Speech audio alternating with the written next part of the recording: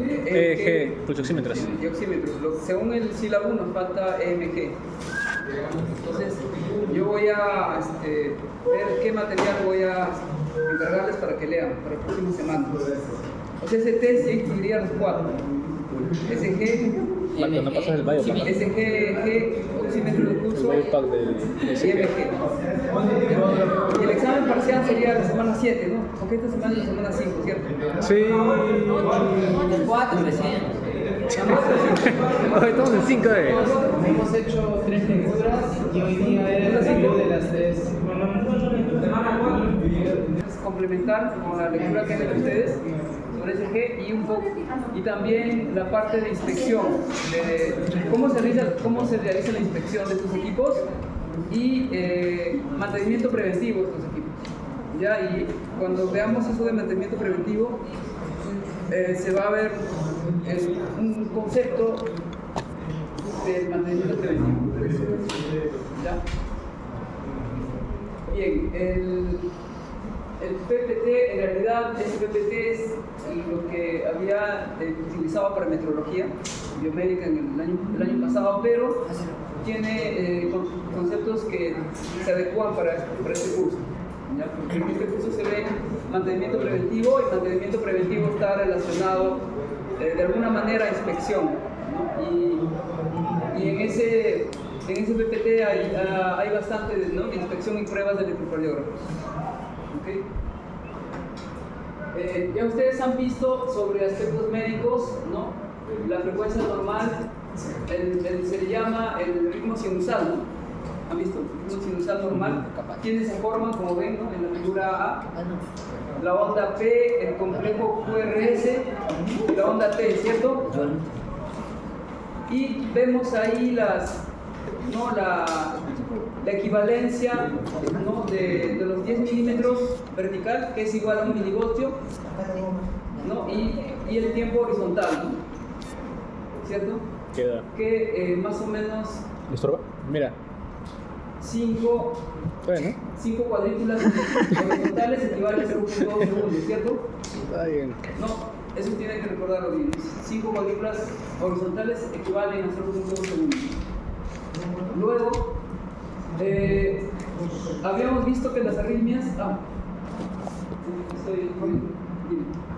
Sí, ahora bien. Ah, perfecto. Se ve chévere. Aumente la calidad, ¿no? ¿De verdad? Claro, pues. Luego, en la teoría vieron ustedes que ¿Está bien? las arritmias, ¿a qué se denomina? Son desviaciones de la frecuencia cardíaca normal, ¿cierto? Arritmias. Y bradicardia, saben ustedes, ¿no? La frecuencia cardíaca lenta y taquicardia, frecuencia cardíaca rápida.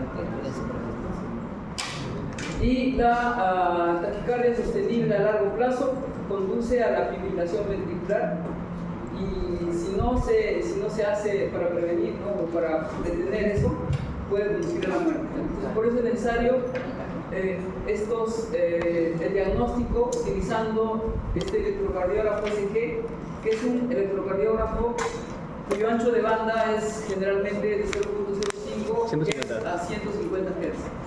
Okay, no es como normalmente no es, el ancho de banda no es similar al electrocardiógrafo que está en los monitores multiparámetros o en los Holter. En los Holter, ¿se acuerdan de los Holter? En esos equipos que se llevan a casa a los pacientes para una medición del SG de 24 horas. En esos Holter el ancho de banda es de 0.05 a 50 Hz. Ese es el ancho. En los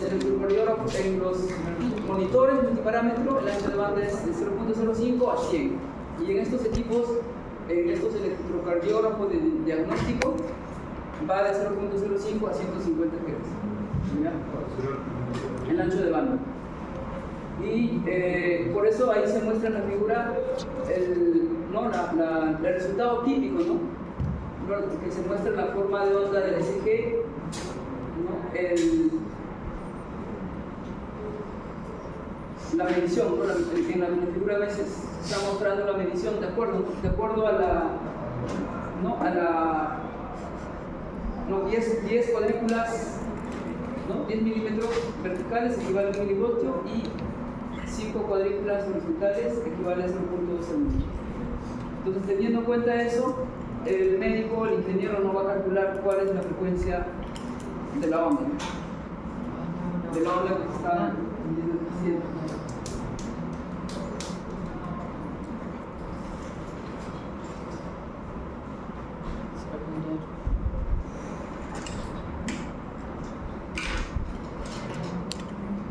¿Se acuerdan de ese término ectópico?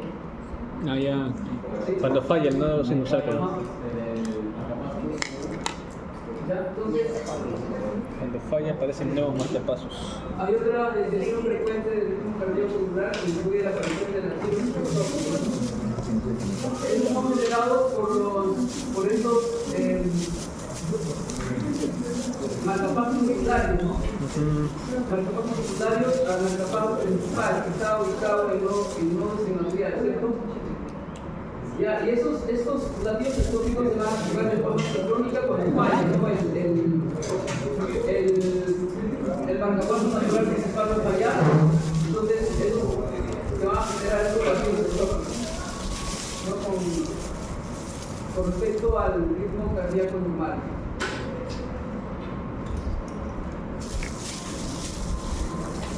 Ahora también va a surgir la interrupción en la conducción de los puntos de las aurículas, y eso se denomina el bloqueo auriculoventricular, ¿no? Entonces esto produce la ausencia de la contracción ventricular y ¿cómo se le conoce? Como un pico R faltante, ¿no? Este R no va a haber, ¿no? Después de la onda P, ¿no? Entonces ahí se va a reconocer. Por ejemplo, aquí creo, ¿no? Aquí se ve que no hay el pico de recién en esta parte. ¿Se ve? ¿El cursor se ve? No se ve el cursor. Ah, Aquí no se ve. sí se ve, sí se ve. Ahí no se ve. Sí se ve. No se ve. El R. Ah, el R no, R. Terrible. Eso indica un bloqueo auriculoventricular, ¿no? En esta parte.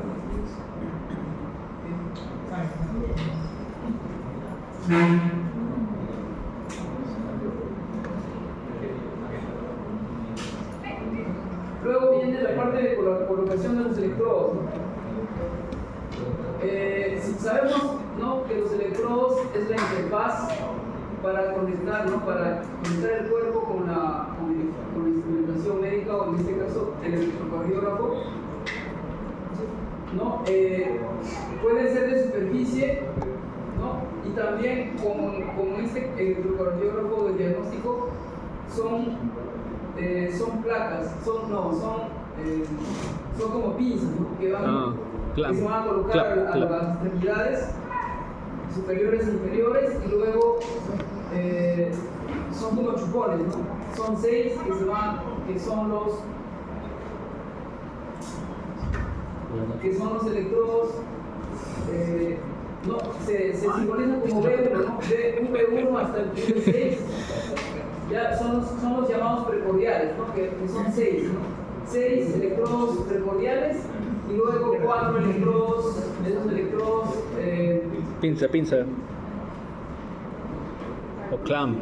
Los electrodos que van a las extremidades superiores, que son LA, luego las extremidades superiores LL y RL, ¿cierto?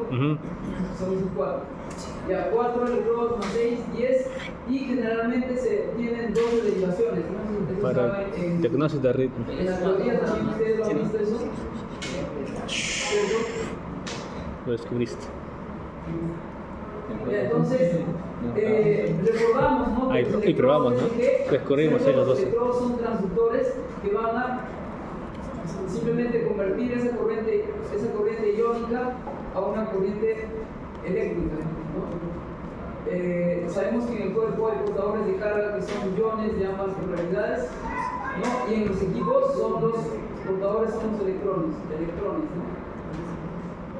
Entonces simplemente se utiliza esa interfaz, y además de esa interfaz de la parte metálica se va a utilizar el gel, ¿no? Y en los electrodos de superficie, ¿no?, ya viene el esponja, ¿no? Que está adherida a la, digamos, a la parte opuesta del conector, ¿no? Del conector metálico, ¿no? Y en los precordiales y los electrodos tipo pinza, ¿no? Que son metálicos, ahí sí se va a usar un gel como adicional, ¿no? O sea, es decir, entre el electrodo y la piel se va necesariamente poner el gel para poder obtener las señales de gel, ¿no?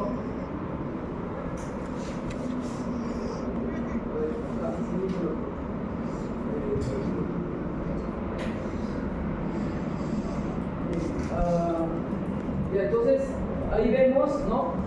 la colocación de los electrodos es la colocación estándar, ¿no? La colocación estándar, tenemos ahí el brazo derecho, brazo izquierdo y pierna izquierda, ¿no? Es la colocación estándar, y de estos tres electrodos, estas tres posiciones, vamos a obtener las derivaciones, ¿no? Las famosas derivaciones 1, la derivación 2 y la derivación 3, ¿no? Y a partir de esto también con este punto común ya se va a poder obtener las otras derivaciones aumentadas, ¿no? El ABR, ABL y la ABL.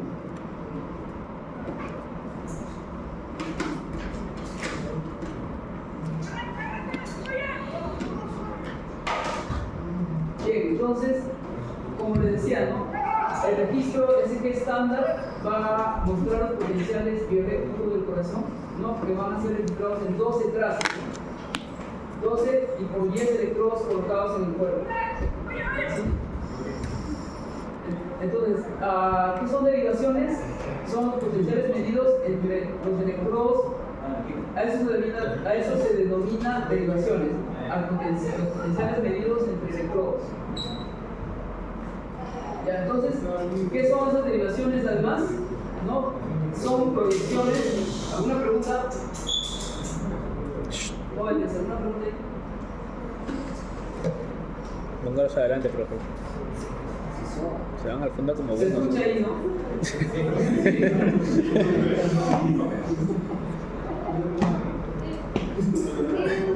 Ya, los potenciales, esos potenciales medidos, ¿no? Como les repito, ¿no? Los potenciales medidos entre los electrodos, a eso se denomina derivaciones.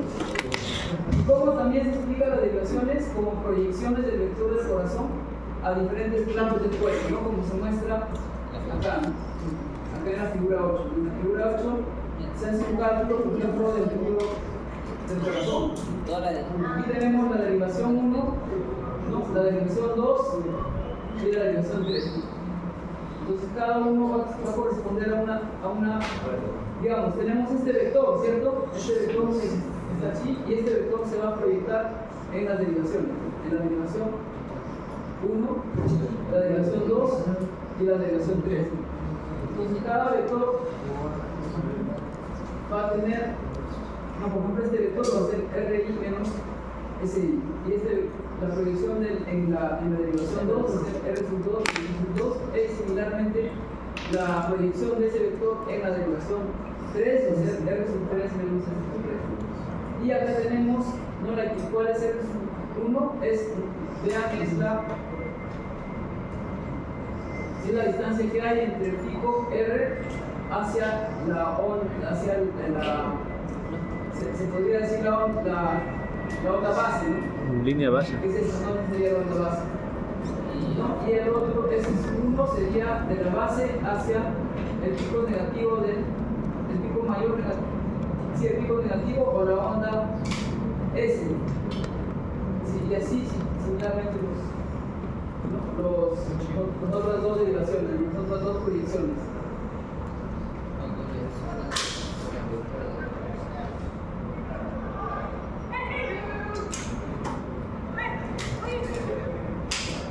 Entonces, como les decía, ¿no? Esos 12 cables, ¿no?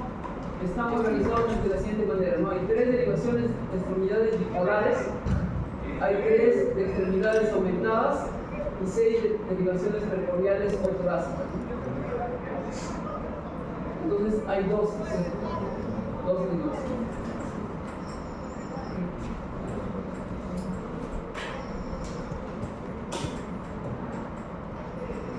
Bueno, acá ya está, ustedes saben, ¿no? LA significa brazo izquierdo, right arm, left leg, y la tierra para el electrodo de referencia, ¿no? Colocado en la pierna derecha.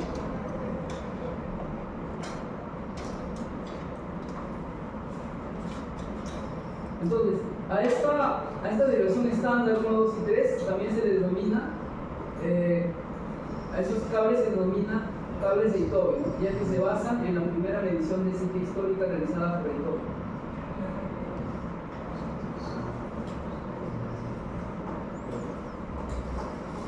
Bien, a esas derivaciones aumentadas, ¿no? AVR, AVL, AVF, también se denominan derivaciones de Goldberger, en honor a Emanuel Goldberger.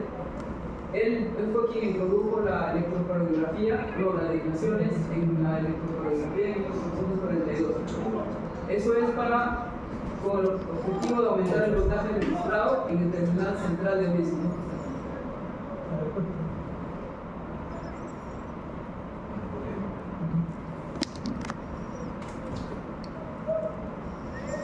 Entonces, esas derivaciones precordiales, ¿no? Esas 6, también se denominan torácicas, que van a medir el potencial de los electrodos colocados en la caja torácica del paciente,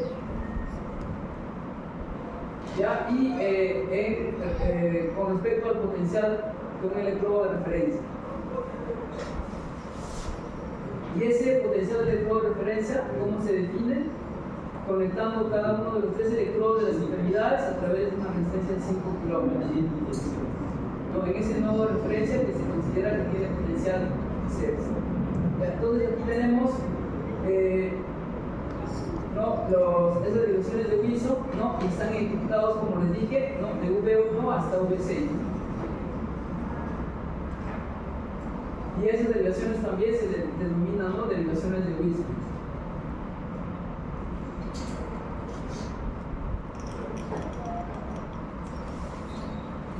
¿Ya? Entonces, este triángulo, ¿no? Ese triángulo es un triángulo equilátero que también se le denomina triángulo equilátero de Itobe. ¿Okay? Y por esa ley de Itobe, ¿no? Se establece que el potencial eléctrico de cualquier miembro es igual a la suma de los otros dos. Entonces aquí, ¿no? Acá tenemos menos más, ¿no? Menos más. Entonces aquí sería que la derivación 3 es igual a la derivación 1 más la derivación 2, ¿no? O sea, sería LED 1 más LED 3 es igual a LED 2.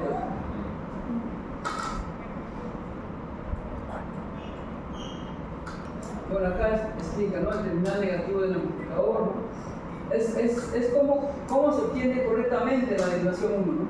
Porque si ustedes van a, por ejemplo, si van a querer medir la derivación 2 y lo conectan los terminales en forma inversa, van a obtener el pico R invertido, ¿no? El pico R invertido. Entonces tienen que, por ejemplo, en la derivación 2, el terminal negativo del amplificador SG se va a conectar en el brazo derecho, hacia aquí, y el terminal positivo se va a conectar a la pierna izquierda, ¿no? Aquí. Igual para la derivación 1. Es decir, el signo va a corresponder al terminal negativo, signo menos, y signo más al terminal positivo.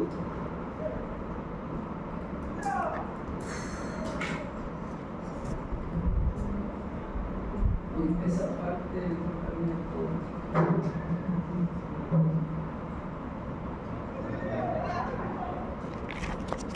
aquí hablan también de la velocidad del papel, ¿no? La velocidad estándar del papel es de 25, pero hay en el electrocardiógrafo también se puede aumentar la velocidad a 50 milímetros por segundo, pero normalmente se utiliza a 25 milímetros por segundo. Entonces esa impresión, ¿no? La impresión que habíamos visto en la foto de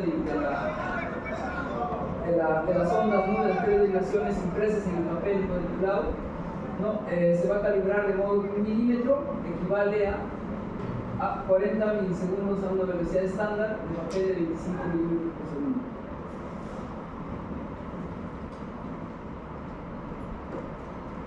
Entonces, ahí vemos ya registro de un ECG.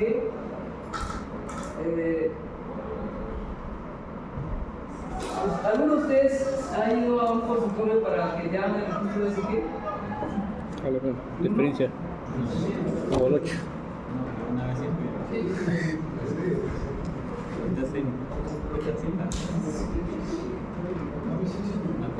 Ya, entonces, por ejemplo, ese registro de ECG, como ya hemos dicho, ¿no? Nos va a dar una información más detallada del corazón y del sistema cardiovascular, ¿no? Por lo tanto, ese procedimiento es un procedimiento de rutina en la detección de alguna enfermedad relacionada, ¿no?, al sistema cardiovascular en el paciente. Entonces, normalmente, como hicieron hoy día en el laboratorio de ECG1, ¿no?, en ese procedimiento de registro de un ECG también, ¿no?, el paciente va a estar acostado en una cama, ¿no?, se va a limpiar la piel del paciente en las condiciones previstas, ¿no?, para la colocación de los electrodos en el tórax y las extremidades, ¿no?, donde se van a colocar los electrodos. Entonces, esos electrodos que les decía Chupón son electrodos de succión, ¿no?, que se van a colocar en el pecho. ¿Ya? Y los electrodos, los otros electrodos se van a enganchar en los brazos y las piernas. ¿Okay? Entonces se le va a indicar al paciente, ¿no?, que se calme, ¿no?, y se va a iniciar el registro, ¿no? Y se le indica al paciente también que permanezcan inmóviles, ¿no?, durante la grabación. A veces se le va a pedir que contengan la respiración durante unos segundos. Y no, ahí viene el concepto, el famoso concepto de los artefactos, ¿no?, que es debido a cualquier movimiento durante la grabación. Entonces, esos artefactos debido a movimiento.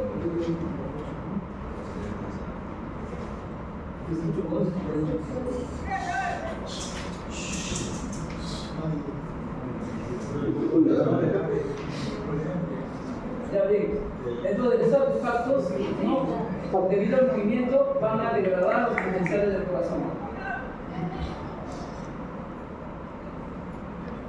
Ya, y en el test, en el laboratorio que hicimos, ¿no?, que hicieron ustedes de ECG1, también había una parte de la prueba que el paciente tenía que hacer ejercicios, ¿no? Entonces, en el registro de un ECG también hay una prueba que se llama prueba de esfuerzo, ¿sí? Es similar a esos equipos que... Es similar... A ver, ¿cómo es? ¿Han visto un equipo de prueba de esfuerzo ustedes? ¿Qué? Prueba de esfuerzo. El lado de biomecánica. ¿Cómo es? Claro, sí.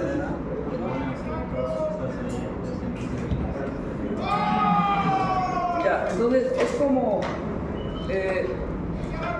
¿cómo se llama ese equipo que hay en los chips? Es una faja, ¿no?, que va circulando y luego te subes sin programas. ¿Cómo se llama?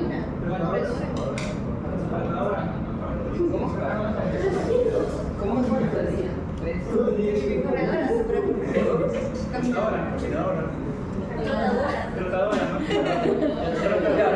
el equipo de prueba de esfuerzos similares. Es similar, pero bueno, es más caro, ¿no? Más caro, tiene más funciones, ¿sí? Y al paciente se le indica que corra, ¿no?, sobre ese aparato, y normalmente el paciente puede estar libre corriendo o puede estar en las agarraderas del equipo, puede estar así. Entonces, ese equipo no se le somete a un esfuerzo al paciente y se registra, ¿no?, el ECG bajo ese ejercicio controlado. Entonces, normalmente en los laboratorios de electrocardiografía, además de los electrocardiógrafos de diagnóstico, van a encontrar ustedes los Holter, y hay unos equipos también que miden la presión arterial. Son como los Holter pequeños, que también miden la presión arterial durante 24 horas, ¿no? Internamente tienen una pequeña bombita, ¿no?, y un sistema de tuberías, ¿no? Que van a... Es decir, es como un medidor. ¿Han visto un medidor ustedes digital de tensión? ¿Un tensiómetro digital? ¿Sí? No, claro, es algo parecido, pero más compacto, tiene más funciones igual. ¿No? Y además de eso van a encontrar esos equipos que se llaman prueba de esfuerzo. ¿Sí? Y quizás si ustedes van a trabajar en esa parte de diagnóstico, ¿no? También van a ver el mantenimiento preventivo, ¿no? De esos equipos. Mantenimiento preventivo de los equipos de prueba de esfuerzo, electrocardiógrafos, de los equipos Holter y de los otros equipos que miden presión arterial. ¿No? Además, ¿no? Que en el laboratorio de electrocardiografía ustedes van a encontrar ecógrafos, ¿no? Ecocardiógrafos, por ejemplo. Además de eso.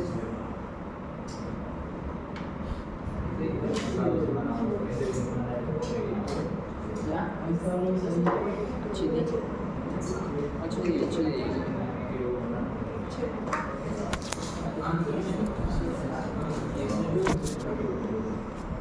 Ahí como marcas. Bueno, aquí se indican más aspectos médicos, ¿no?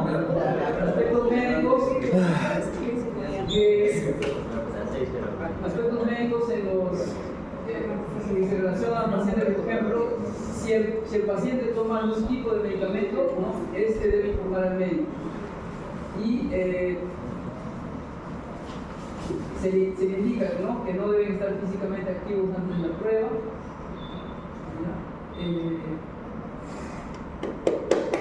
Entonces vimos acá que al hacer el diagnóstico del ECG, ¿no? Se va a detectar alguna arritmia cardíaca y anomalías del sistema de conducción del corazón, así como la detección de isquemia miocardica, ¿no? También el ECG, ¿no? Se va a utilizar para controlar la ingesta de fármacos y el rendimiento de dispositivos implantados como marcapasos.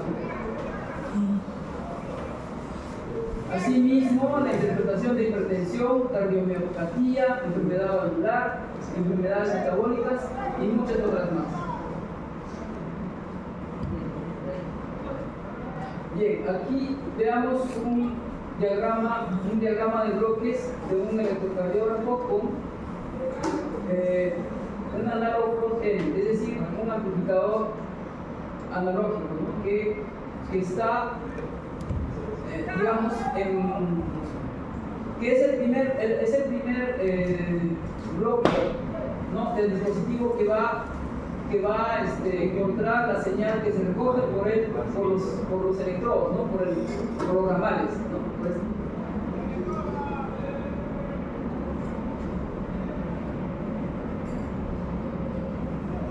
Bien, entonces, dentro de esos equipos, ustedes van a encontrar dispositivos de 3 canales, 6 canales o 12 canales, ¿no? ¿Sí? Y esos dispositivos de 12 canales coinciden, ¿no? Con el estándar de 12 derivaciones en la interpretación del ECG. ¿Sí? Es decir, que en esa gráfica, ¿no? En esa gráfica que ustedes han visto, ¿no? Aquí, ese sería de 3 canales, ¿no? 3. Entonces, en los equipos puedes simultáneamente obtener las 12 gráficas, ¿no? Si es de 3 o de 6, ¿no? Las 6 ondas simultáneas o las 12 no simultáneas.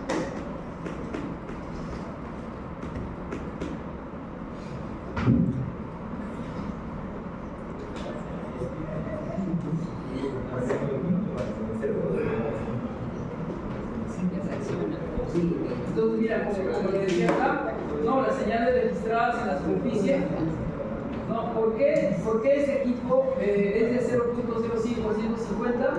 ¿Por qué? Porque esas señales que contienen en la superficie, ¿no? Ellas tienen un rango de magnitud de 1 milivoltio. Esto es importante recordar, ¿no? Un rango de magnitud de 1 milivoltio y el espectro, ese espectro está entre 0.05 y 150 Hz. Por eso es que este electrocardiógrafo tiene ese ancho de bando. Por eso es. Entonces, todo equipo que ustedes van a diseñar, ¿no? Todo equipo que diseñen ustedes o al parámetro fisiológico que ustedes quieren medir, entonces uno de los parámetros importantes que necesitan saber, ¿no?, de esa señal es el espectro de la señal y su magnitud. De acuerdo a eso, ustedes van a poder diseñar, ¿no?, esta parte que dice, ¿no?, el analog from them, ¿no? Esto es muy importante. Ahí en esa parte va a estar ubicada el amplificador, ¿no? Esto, el amplificador, los filtros pasa alto, filtros pasa bajo, ¿no? Y aquí vemos el bloque de protección contra alto voltaje, ¿no? ¿Protección contra qué voltaje proveniente de dónde sería? De la red. De la red.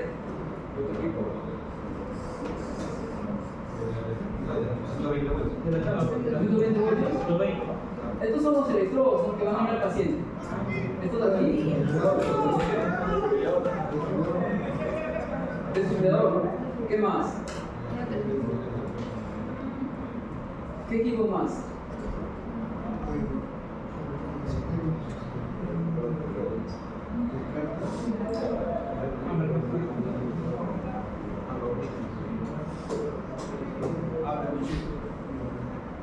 A ver, al fondo ahí, ¿qué equipo, o sea, contra qué otro equipo más estaría protegido, digamos, este bloque de la protección de alto voltaje? Falta RD, ¿no? ¿Qué? ¿Cuál? Ajá, sí, también con el electroescurí, el desfibrilador, ¿qué otro equipo más? ¿Podría ser?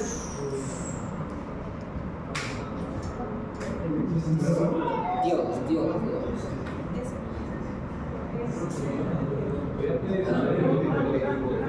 ¿Qué más podría ser?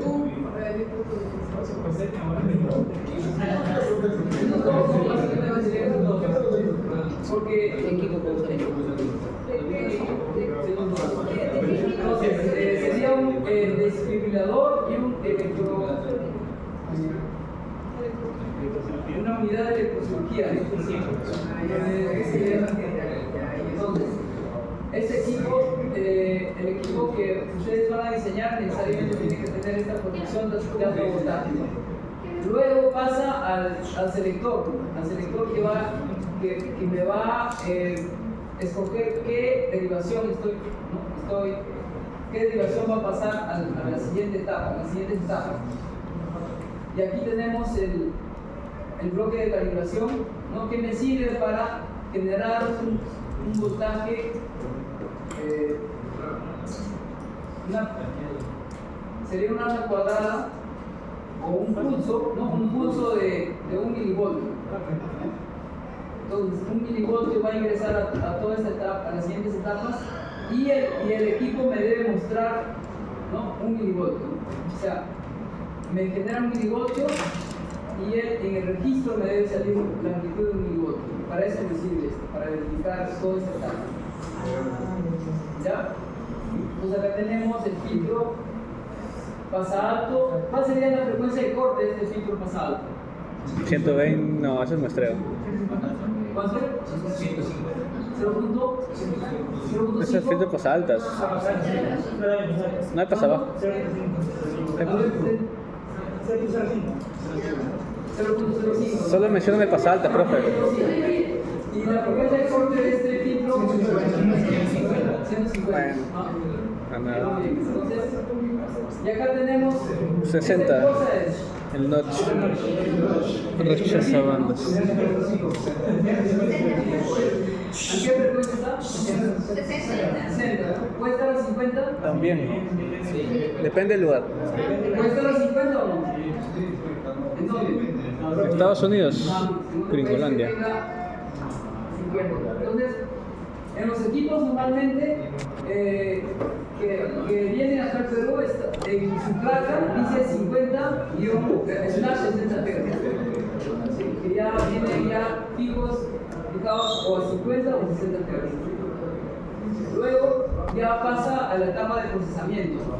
Entonces, este es el diagrama de bloques básico, ¿no?, de un electrocardiógrafo. Entonces ustedes si ustedes van a diseñar, no, ese equipo tiene que tener no, mínimamente estos bloques. Sí, mínimamente estos bloques. Oye, el multiplexor.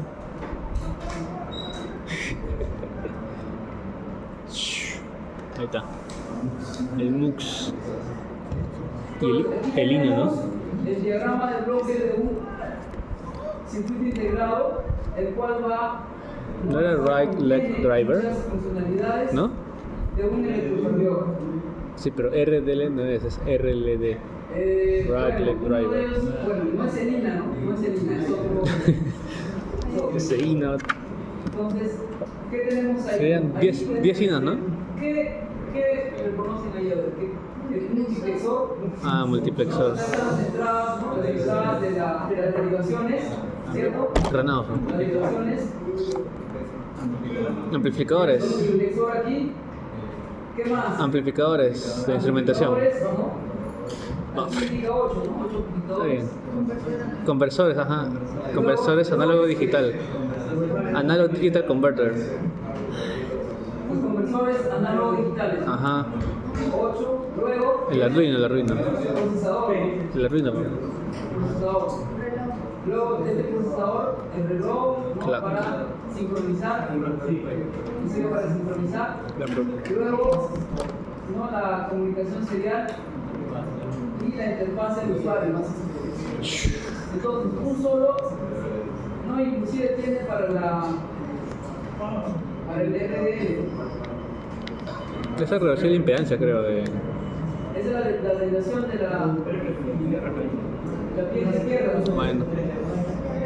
Ahí lo decía, creo. ¿Qué está? Miren, Derecha, todo right leg driver. Aquí estamos acá, ¿no? Todo está, digamos, partes de esa etapa, ¿no? Ya están comprimidas, se podría decir, ¿no? En este circuito integrado. Entonces, muchos de los electrocardiógrafos que se diseñan ahora contienen estos circuitos integrados, ¿cierto? Vamos a ver estos circuitos integrados. Entonces ya es, digamos, hay tarjetas electrónicas que ya casi son difíciles de Los reparar. 10 INAs, 1000 soles van ahí, Simplemente ¿no? las tarjetas se van a reemplazar. Entonces se tienden a reemplazar tarjetas ahora, tarjetas electrónicas. Ya no, es difícil repararlo, es difícil. Ya sería el último, digamos, ya si no se cuenta con una tarjeta no se podría intentar reparar, pero normalmente se reemplazan tarjetas.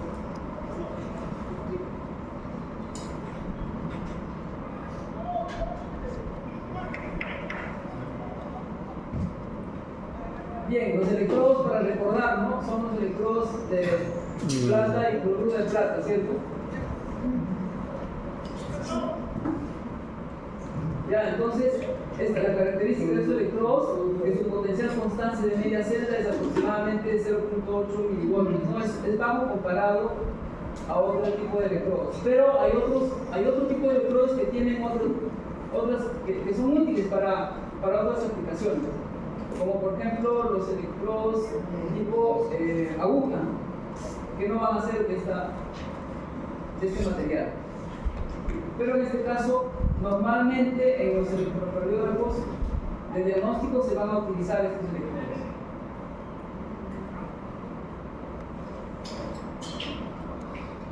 ¿No? Y les decía, ¿no? Que el gel conductor que se puede aplicar a la piel después de limpiarlo para que haya una buena adherencia, una buena conversión de la corriente iónica a corriente eléctrica.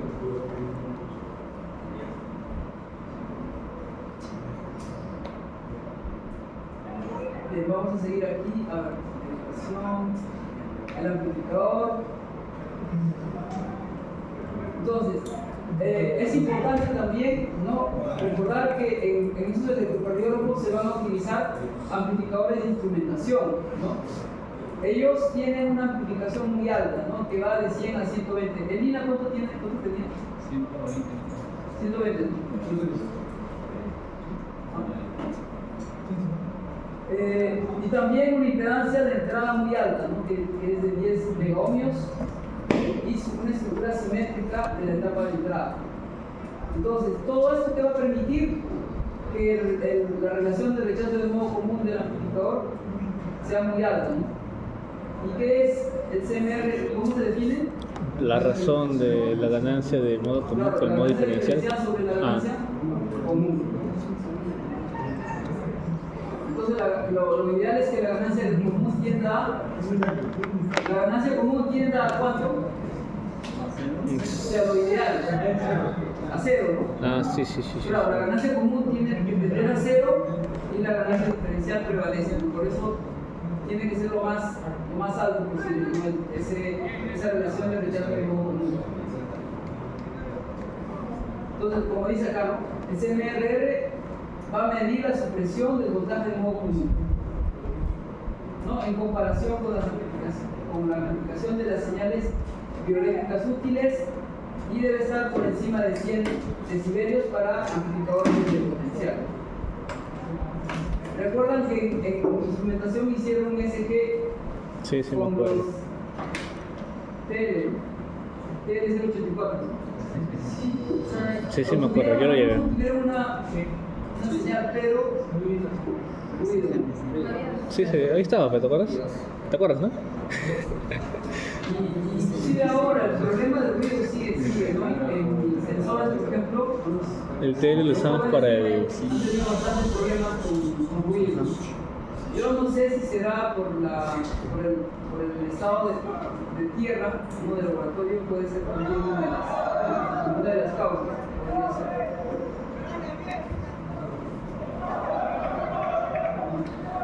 Bien, entonces acá nuevamente, ¿no? Las señales bioeléctricas son propensas a la interferencia electromagnética, ¿no? Especialmente de las líneas eléctricas, ¿no?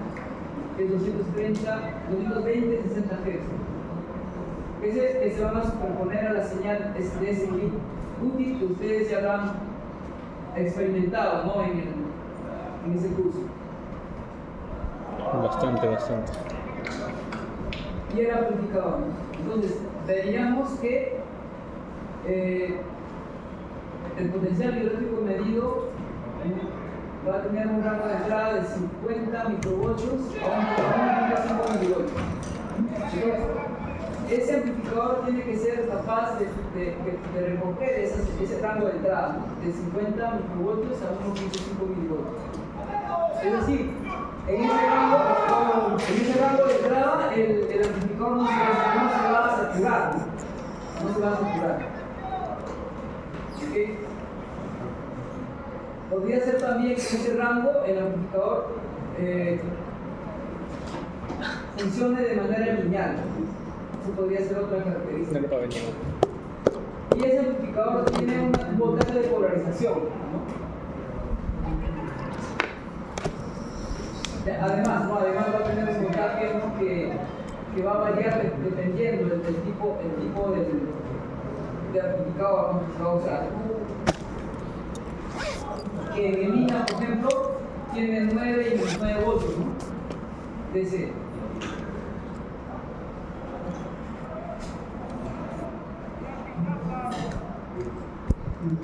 Vamos a ver. Bien, entonces estamos hablando más, ¿no? Del amplificador. Aquí habla también, ¿no? Del choque que pueden generar los desfibriladores o por equipos quirúrgicos, ¿no? De radiofrecuencia. No, y esas cargas, ¿no? Pueden llegar hasta 400 joules. Entonces, y sabemos, ¿no? Que esos desfibriladores van a generar o alcanzar miles de voltios, ¿no? Pero como hemos visto, o no hemos visto, como quizás ustedes han visto, ¿no? En la teoría de estos equipos, tienen una duración limitada, ¿no? Y por ejemplo, los dispositivos, estos electroquirúrgicos o las unidades de electrocirugía, ¿no? Trabajan entre 500 kHz y 5 MHz, ¿no? Ese es el rango aproximado, ¿no? de la frecuencia que va a generar estas unidades de electrocirugía. Entonces, todo esto, ¿no? Estas, digamos, esa energía, esa frecuencia, ¿no? El SG debe estar protegido contra toda esas señales, contra esas señales del distribuidor y las señales del unidad de distribución. ¿Por qué? Porque si pasara esta señal, ¿no? podría ser peligroso, ¿no? Para el paciente, ¿no? Inclusive para el propio equipo también, ¿no? Me se cagan de risa afuera. Qué abuso. Y miren, esto es importante también recordar que hay un circuito de aislamiento, ¿no? Esto siempre es el aislamiento, ¿no? Esto se tiene que incluir en el diseño también. El circuito de aislamiento va a separar el lado del paciente y el lado del dispositivo con una barrera de aislamiento que puede soportar una descarga de hasta 17.5 kilovolts. ¿Sí? Entonces, ese circuito de aislamiento tiene que ser capaz, ¿no? de soportar esa descarga, de aislar ese voltaje. ¿Okay? Por eso, en cada diseño que se haga, siempre, por ejemplo, ¿no? si ustedes calculan que van a recibir una descarga, ¿no? de 5 kilovoltios, ¿no? el diseño tiene que hacerlo, ¿no? un poco más, ¿no? que soporte un poco más. Entonces, normalmente es 25% más.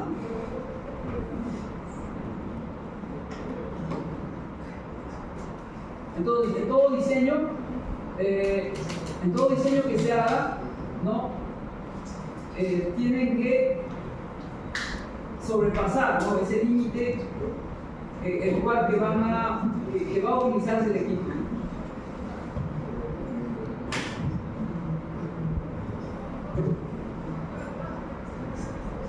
Entonces, nuevamente aquí, ¿no? se recalca, ¿no? el rango de frecuencia de las señales de G de nuestro abarca, ¿no? como les decía, el ancho de banda de 0.05 a 150 Hz, ¿no? Y también va a haber los circuitos de filtrado electrónico, ¿no? para el filtro pasa abajo y pasa alto, ¿no? que se van a diseñar por separado, ¿no? como hemos visto en el diagrama del bloque. También se tiene que evitar, ¿no? las señales de MG, ¿no? que puede alterar, ¿no? a la señal de SG.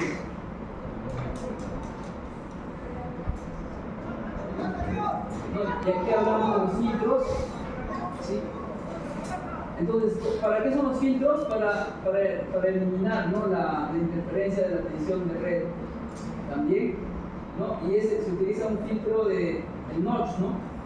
con la frecuencia central a 50 Hz o 60 Hz.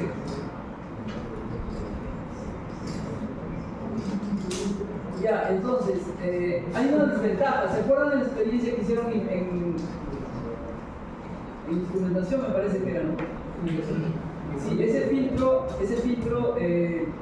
notch, creo que un grupo sí pudo sacar, ¿no? Un grupo sí. No, casi en 60 Hz, el filtro, digamos, atenuaba la señal de 60 Hz. Pero en la mayoría de los otros grupos no había problemas. Entonces, estos filtros analógicos no van a tener una fase marcadamente no lineal, ¿no? y pueden cambiar la forma de onda, ¿no? y eso es lo que no se quiere, ¿no? Lo que no se busca es que la forma de onda, o sea, lo que se busca es que la forma de onda no se altere, como esa planta dice que al pasar por todos los bloques, ¿no? del equipo. ¿No? ¿Por qué? Porque una variación en la traza de SG que se origina en el circuito puede conducir a una interpretación incorrecta en la lectura del registro SG. Por eso. Entonces, ese filtrado de ruido de potencia del SG se va a realizar principalmente mediante filtros digitales, ¿no? de fase lineal y de alto orden. Entonces, si van a diseñar un electrocardiógrafo, utilicen un utilicen filtros digitales, ¿no? De alto orden.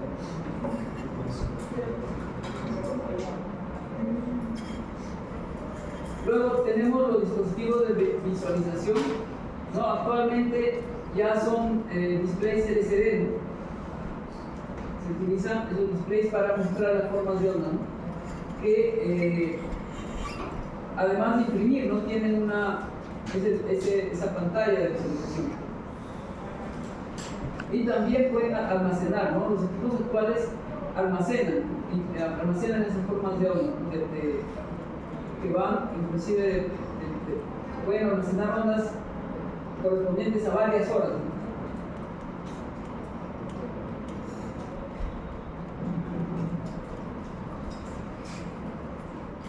Entonces, normalmente un equipo, un electrocardiógrafo se diseña con ambos, ¿no? Impresora de papel y el dispositivo de visualización. Es raro que haya equipos solamente con impresora de papel. Bien, entonces, acá tenemos el montaje final del equipo. Todos los componentes del electrocardiógrafo se van a ensamblar y se van a colocar en un marco de metal apropiado. Y luego va a tener una carcasa final con los accesorios como electrodo repuesto, papel de impresión y manuales. Y luego su diseño va a ser enviado a distribuidores y finalmente a los hospitales o clínicas.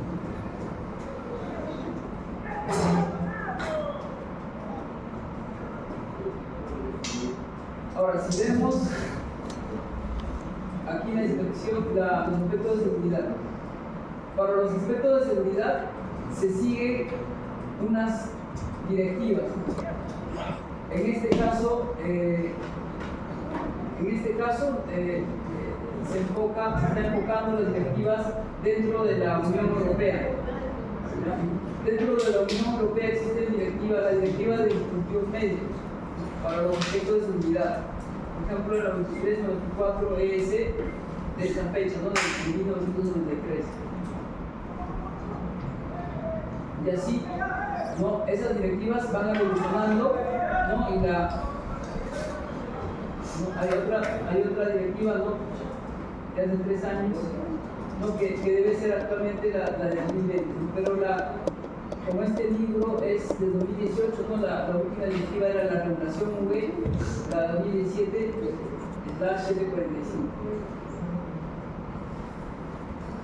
Y entonces estas directivas están relacionadas con los aspectos de seguridad que vamos a ver más adelante. Existen también los comités europeos de normalización y el Comité Europeo de Normalización Electrotécnica, ¿no? Que van a colaborar con las ISO y la Comisión Electrotécnica Internacional, ¿no? ¿Cuál es el fin? Ellos van a promover los beneficios de la normalización internacional para el comercio y la armonización del mercado. A eso se dedican estas organizaciones.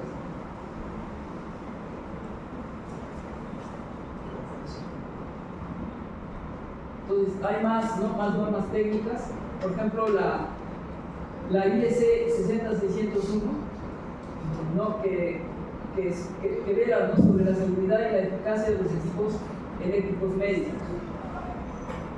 ¿Ya? Y la IEC 60601-1, ¿no? que se va a aplicar a todos los equipos médicos eléctricos, y esas van a tener 10 normas colaterales que se van a aplicar de manera más selectiva según el tema, y otras 60 se aplican a otros equipos médicos específicos, por ejemplo, ¿no? Electrocardiógrafo, ¿no? Que eso es lo que nos interesa ahora, ¿no?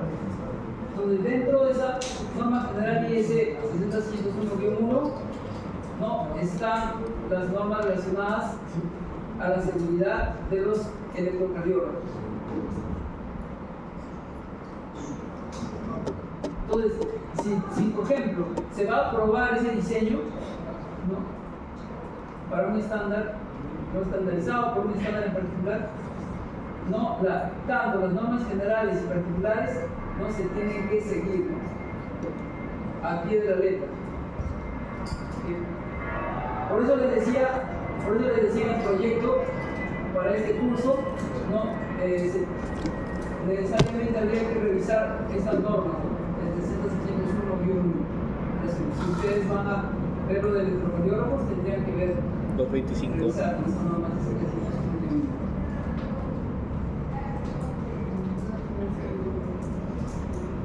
Por ejemplo, miren, aquí tenemos el 601-227.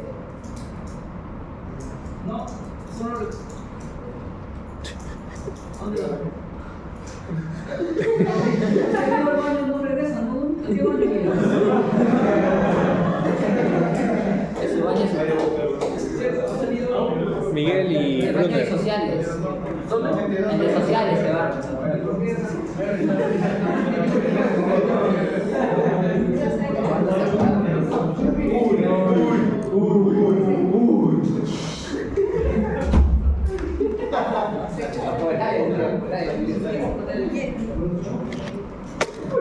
¿Qué hora tiene?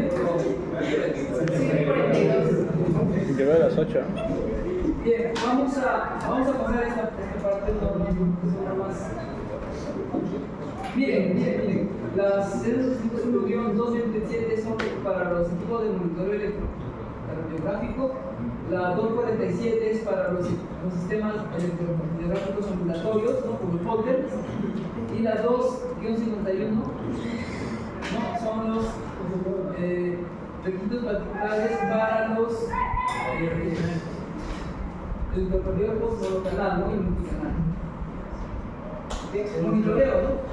Monitoreo es, por ejemplo, los que están incluidos en los monitores multiparámetros, ¿no? Los monitores paciente.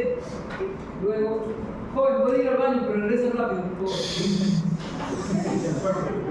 favor. No vaya nomás.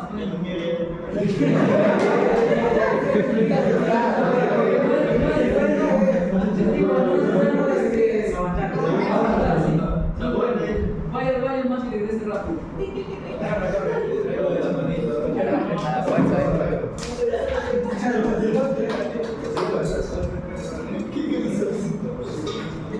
Ya, bien, acá tenemos la explicación de calibración.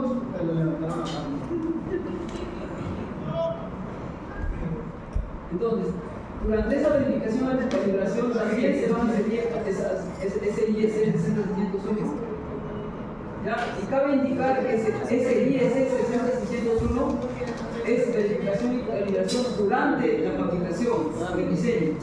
Sí, eso es durante, pero esta norma no se utiliza cuando se va a verificar o calibrar cuando el equipo está instalado en el hospital. Hay otra norma, ya la 13285, es otra norma, no es la 601. Pero si ustedes van a diseñar, por ejemplo, ahora, ¿no? Tienen que utilizar esto, una 601. Ya, ¿por qué? Porque normalmente las pruebas de verificación y calibración en los hospitales ¿Por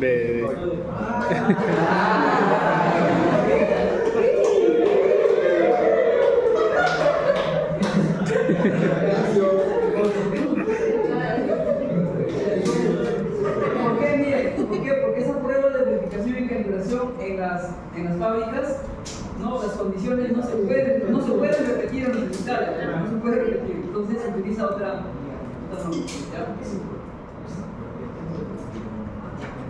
Verificación y calibración, por ejemplo. No, hay unas condiciones, ¿cierto? Las condiciones de referencia parecen que el voltaje, 240 AC, 60 Hz, batería de 12 voltios, tiempo de trabajo mínimo de 1 hora ¿no? Con batería, trabajo mínimo de impedancia de entrada mayor a 10 ohmios y tensión de calibración, ¿no? 1 milivoltio más o menos 2%. ¿Sí? Entonces, miren, ¿cómo se hace en esa verificación? Miren, la verificación es por eslabón. El rango de medición que debe controlarse es el siguiente. Miren las instrucciones que vamos a utilizar, ¿no? La señal de voltaje identificada por DCG en milivoltios, ¿no? 0.5, 1, 1.5 o 2. ¿Sí?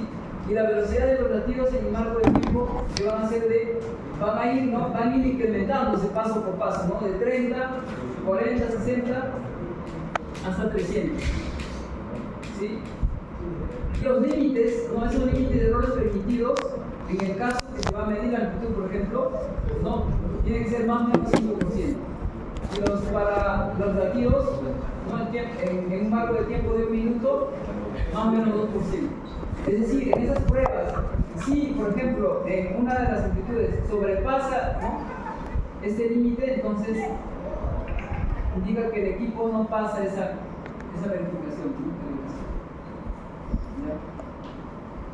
¿No? O sea, digamos, pasa que uno de esos no pasa, entonces no pasaría toda la verificación de utilización.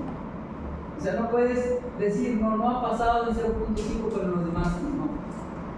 Hasta que no pase uno, no pasa la prueba de verificación y calibración. ¿Ya?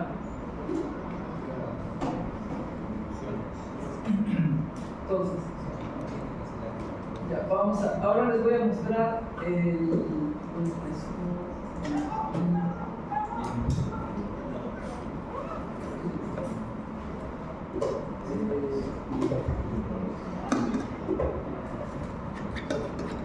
¿ustedes saben cómo mostrar en la pantalla PDFs?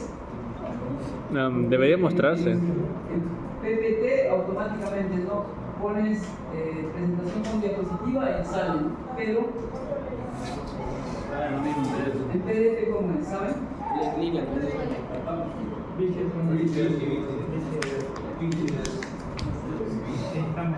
Apura, líder bitches.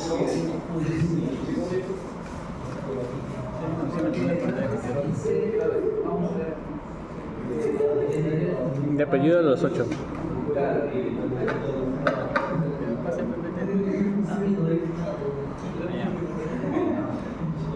Ahí sí, ¿no? Ahí está. ¿Ese? Sí, ya. Entonces, miren, este es un documento que quizás ustedes ya lo conocen, porque lo usan bastante y lo han usado bastante como referencia para establecer, por ejemplo, los pasos para la inspección y mantenimiento preventivo de los equipos. ¿Sí? Este documento está desarrollado por esta organización que se llama EPI. ¿Sí? Esas son digamos, las iniciales de esta organización. Ustedes pueden averiguar qué significa EPI, ¿ya? Y está activo hasta ahora esa organización internacional. Entonces, Inspection and Preventive Maintenance es IPM, procedimientos de IPM, ¿no?, de dispositivos de salud. Entonces acá tenemos dónde está electrocardiógrafos. Miren, no están todos los equipos, pero están los básicos, por ejemplo, va desde el equipo de anestesia, ¿no?, hasta equipos de rayos X, ¿no?, ventiladores también, ventiladores portátiles, monitores de temperatura, oxímetros de pulso también están, ¿no?, acá. Los oxímetros. Lo que nos interesa ahora son electrocardiógrafos. También hay monitores de ECG. Veamos, electrocardiógrafos.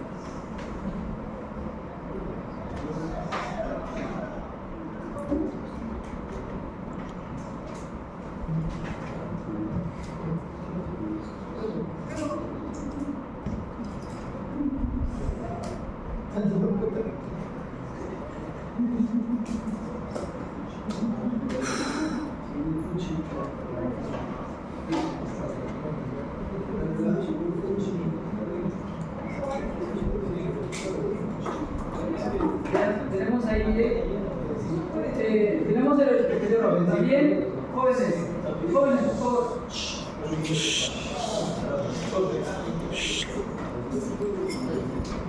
Miren, a los SG también se les denomina unidades EKG. Esto es de la denominación de Alemania, ¿no? EKG. O máquinas EKG, unidades EKG. Entonces, ¿dónde se usan? En los departamentos de electrocardiografía, de emergencia y en las áreas de cuidado del paciente. Hay de canal simple, ¿no?, hay de multicanal, ¿no?, se registra y se pueden imprimir. Hay sistemas ahora ya totalmente digitales, ¿no?, que almacenan datos digitalmente. ¿Qué más? Tenemos ¿no? Acá tenemos el intervalo recomendado para la inspección y mantenimiento preventivo es 12 meses, ¿no? O sea, cada año, es anual, ¿no? Y aquí ya va a depender del hospital, ¿no? O sea, si bien esta es una recomendación, ¿sí? El hospital es o el departamento de ingeniería clínica o el departamento de ingeniería biomédica del hospital es el que va a determinar cuál es el intervalo, ¿no? De mantenimiento preventivo. ¿Sí? Puede ser 6 meses, ¿ya? Y el tiempo requerido, ¿no? Para el mantenimiento preventivo o la inspección, tiempo requerido. Aquí va a ser una descripción del electrocardiógrafo que ya no lo vamos a ver. Lo que nos interesa es las pruebas, ¿no? Las pruebas que se hacen y los materiales o los instrumentos que se usan, ¿no? Para hacer esa prueba. Por ejemplo, tenemos aquí un simulador de ECG, ¿no? Se necesita un simulador de ECG para hacer esa prueba, ¿ya? Un ohmímetro, ¿no? Para medir la resistencia a tierra, un medidor de corriente de fuga o un analizador de seguridad eléctrica. Es decir, que si no contamos con un analizador de seguridad eléctrica que es caro, se puede utilizar un medidor de corriente de fuga también. ¿Okay?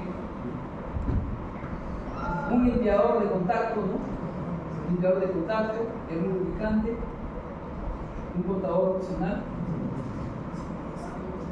Ya, y estos equipos es solamente necesario cuando se hace la prueba de aceptación. Es decir, ahora en Perú normalmente cuando un equipo nuevo se adquiere por un hospital, no van a haber ciertos protocolos de prueba. Pero yo no sé, o sea, hasta el momento no he tenido la oportunidad de participar en una recepción de electrocardiógrafos, entonces no he visto, ¿no? Cómo hacen ese protocolo de pruebas con electrocardiógrafos. Pero según esta recomendación dice que se necesita generador de funciones, ¿no? Atenuadores, osciloscopio, escala métrica transparente y una fuente de poder de aislamiento. Que esto está incluido en algunos analizadores de seguridad eléctrica. Entonces, vean que se necesitan equipos, digamos, de laboratorio, ¿no? Equipos de laboratorio para hacer esa inspección. Entonces, también aquí te da algunas precauciones especiales, ¿no? Para hacer esa prueba, que son importantes, ¿no? Recordar, por ejemplo, que requiere un aislamiento de la prueba que se va a hacer, ¿no?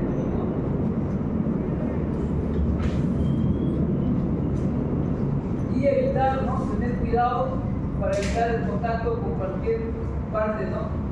Energizada del circuito, una parte energizada en el equipo. ¿Ya? Así te lo explica y vamos a ver esta parte, ¿no? Que en esas pruebas hay unas pruebas cualitativas, que llaman, que es pruebas cualitativas, test y pruebas cuantitativas, ¿no? Así como su nombre lo indica, ¿no? Las pruebas cualitativas, por ejemplo, se van a incluir, ¿qué cosa? Van a incluir, ¿no? la verificación de la carcasa del equipo, ¿no? ¿Sí? De la carcasa del equipo, por ejemplo, examinar la parte exterior, ¿no? De la unidad, si está limpio, las condiciones físicas generales de la carcasa, ¿no? Que esté intacto, ¿no? Que esté compacto, intacto, ¿no? Y que no tenga signos de rayaduras o de líquido, ¿no? Que haya caído líquido, que no haya subido un golpe, ¿no?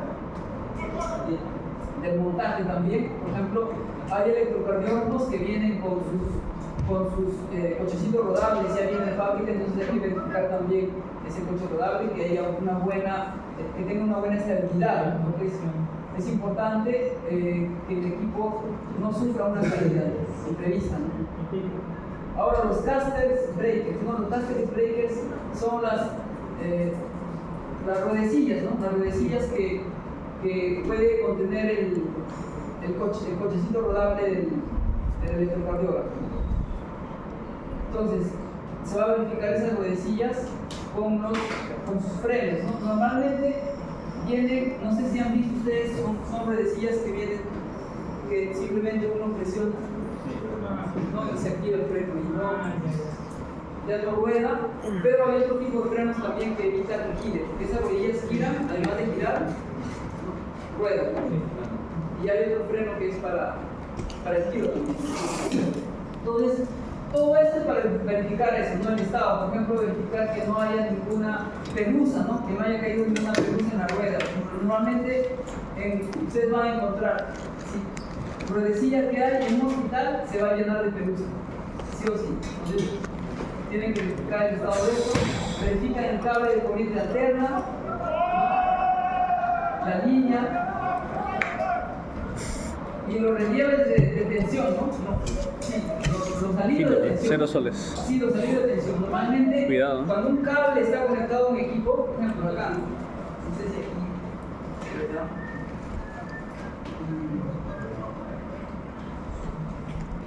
Profe, 3 minutos. Bueno, el salido de tensión normalmente es esto, esta parte de acá. Entonces evita que el cable se tire de la conexión interna eléctrica. Estos son los salidos de tensión. Entonces, se verifica esos. También se va a verificar los circuit breaker fuse o los fusibles, ¿no? Los fusibles. Y hay interruptores que internamente ya tienen una protección contra la corriente excesiva, ¿no? que podría alterar que podría dañar el equipo. Si ese circuito se llama, en español es el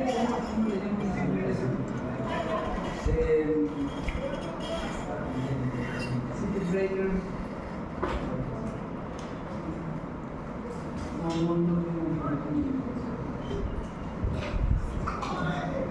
Este circuit breaker es para proteger, ¿no? Como les decía, proteger ante una corriente excesiva, ¿no? Al equipo. Una detección de corriente excesiva se va a abrir ese circuito, va a abrir la entrada de corriente de alimentación alterna al equipo, que es diferente a los fusibles, ¿no? Los fusibles también cumplen esa función, pero en el caso del fusible, si acciona el fusible, no, si se acciona, ustedes van a tener que reemplazar ese fusible, ¿no? Van a reemplazar, pero si se acciona el circuit breaker, simplemente resetean el circuit breaker y pueden seguir usando el circuit breaker. En cambio, el fusible no, el fusible tiene que reemplazar, y al reemplazar, tienen que reemplazar con el mismo valor, ¿no?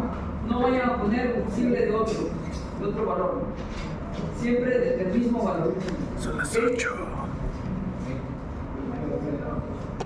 O en todo caso de un amperaje menor, ¿no? Pero nunca de un amperaje mayor, ¿ok? Entonces, verificación de cables, de los conectores, de los ajustes, verifican también los electrodos, ¿no? Los electrodos, los switches, los controles en el equipo. A ver si entro, ya ves. Están bien, si funcionan bien. La gacha se fue. El cargador Y tienes de para todo el batería, año. se está cargando la batería. Para todo el año. Porque a veces ustedes están, pues, ya no está cargando la batería, entonces ustedes reportan ese fallo. Hacen una inspección física de la batería, inclusive, ¿no? A veces en la conexión de la batería no hay un buen contacto y eso puede ir dañando. O la batería puede ya tener más de 2 o 3 años, ¿no? Y a veces la batería se hincha, ¿no? Es fácil detectar, ¿no? El mal estado de la batería. Profe, son las 8. ¿Qué más? Los displays, ¿no? Los indicadores. Y la respuesta de un milivolt, ¿no? Aquí, por ejemplo, miren. Mañana es feriado, Día de la aquí, Tierra. pues, no, esta es una respuesta correcta, aquí no. Estas dos están mal. Profe, son las 8.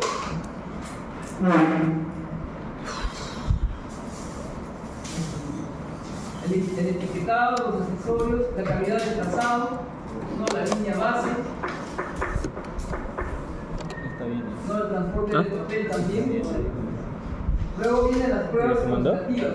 No, lo que yo mandé. En las pruebas cuantitativas sí van a obtener ustedes valores como se muestra aquí, ¿no? por ejemplo, la resistencia a tierra, ¿no? El valor máximo debe ser de 0.5 ohmios. Entonces, Y si si ustedes nomás- miden la resistencia a tierra, si obtienen 0.1, está bien. 0.2, está bien. Máximo 0.5. Ya si obtienen un ohmio, ya hay algo mal. Ya, entonces un ohmio no lo usen para revisar. ¿Sí? Corriente de fuga al chasis, por ejemplo, miren, la corriente de fuga al chasis no debe exceder a 300 microamperios en un electrocardiógrafo. Entonces, eso es importante recordar. Importante tomar en cuenta al medir la corriente de fuga al chasis. La calibración, ¿no? También tiene que ser precisa, ¿no? La sensibilidad, ¿no? A 20 milímetros por milivoltio, que va a registrar un pulso de un milivoltio. Vean la exactitud, ¿se acuerdan? Del 5%.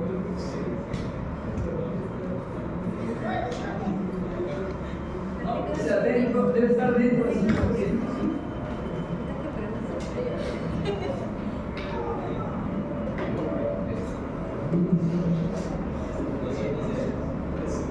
La linealidad también tiene que verificar la linealidad aplicando un voltaje de entrada de 2 milivoltios para el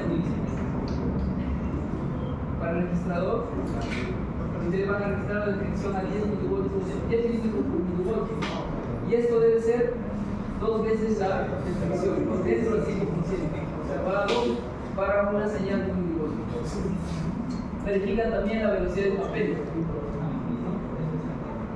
A 60 dBm para ¿no? con una señal con un grado de pulso que van a aplicar a 1 Hz. Entonces sigue todo este, no todo este. Jóvenes, ¿alguna pregunta ahí? Bien, y ahora veamos lo que es preventivo. Ya, ¿qué es mantenimiento preventivo? Estamos a la mitad aún.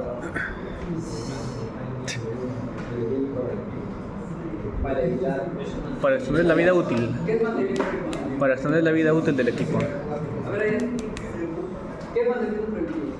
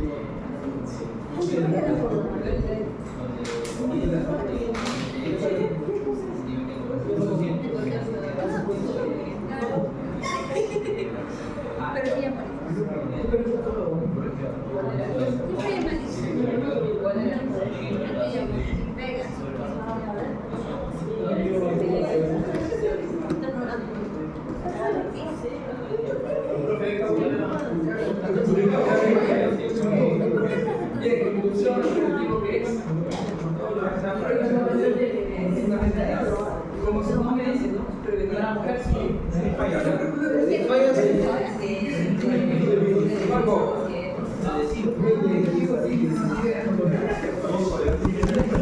Ya ven, jóvenes, entonces, el concepto de preventivo es prevenir que el equipo falle.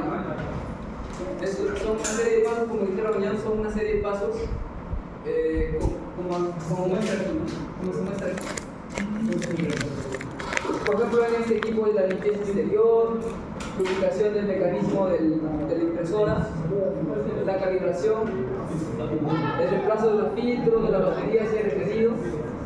Entonces, en el mantenimiento preventivo va a incluir la inspección visual, la limpieza del equipo, el reemplazo de componentes o partes que se requieran reemplazar, ¿no? ¿Qué más? Calibración también puede ser. ¿Qué más hacen los mantenimiento preventivo? Calibración, ajustar y verificación. Ya, entonces, en el preventivo es, digamos, es prevenir una falla. En el electrocardiógrafo, ¿qué puede fallar? Si el equipo está bajo uso continuo, ¿qué podría fallar? ¿Cuál? Ya, una falla común son los electrodos, ¿no? El cable, ¿cierto? Entonces, si yo quiero verificar anualmente, no, en el primer año yo digo, por ejemplo, en el primer año digo, voy a verificar el cable. Y dentro del predictivo sería, por ejemplo, reemplazar el cable por uno nuevo.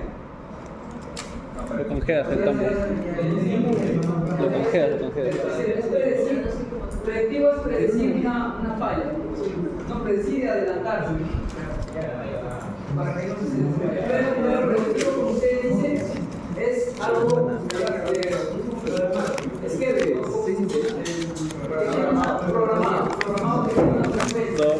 ¿Cuál era su... ¿Cómo era? Su lonche de coser nomás. El predictivo no es algo programado. Entonces, por ejemplo, uno va a evaluar el equipo, evalúa y ve, ¿no? Dentro de los pasos de preventivo no está incluido eso, pero en la evaluación detecta, por ejemplo, ese cable. Digo, ya va a fallar. Entonces, ya va a cambiar el cable. Ese sería un aspecto predictivo. O, por ejemplo, el sistema de impresión. El sistema de impresión es algo mecánico que va. Y por ejemplo, un ingeniero ya que tiene mucha experiencia no puede ser escuche el sonido. Pero se da mucho en los motores. Se aplica bastante el mantenimiento preventivo a esos motores grandes, por ejemplo, en una planta generadora de electricidad. Hay unos motores gigantes. Entonces ahí se utiliza bastante unos equipos para ver el nivel de sonido. Y con el sonido se puede decir, ¿no? Voy a repasar, por ejemplo, los rodajes. Ahí llegó, ¿no? No, con el sonido. Entonces hay ingenieros. Ya, hay que repasar. Algo así, ¿no?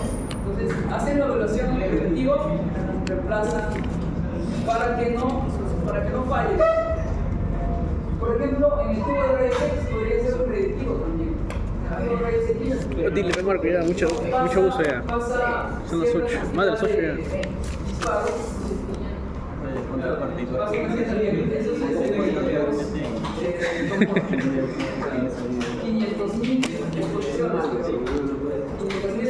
Chistoso era, ¿no? No, el fabricante de la pieza entonces un predictivo sería, pues ya, entonces yo a los 600.000 podría ser Marco lo dio todo. Veo que un ejemplo, ¿no? En la curva de respuesta hay una curva de respuesta que evalúa pues, en el desempeño del mismo si esa curva sobrepasa en algún momento el nivel, entonces podría ya estar viendo, ¿no?, la distribución de una forma de crisis.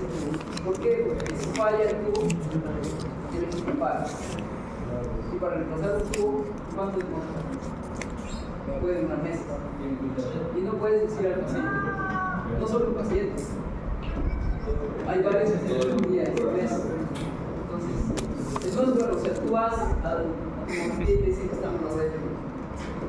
Uno mismo se tiene. Por eso Hay fuchi. preventivo para evitar que el equipo pare. Son las 8, profe.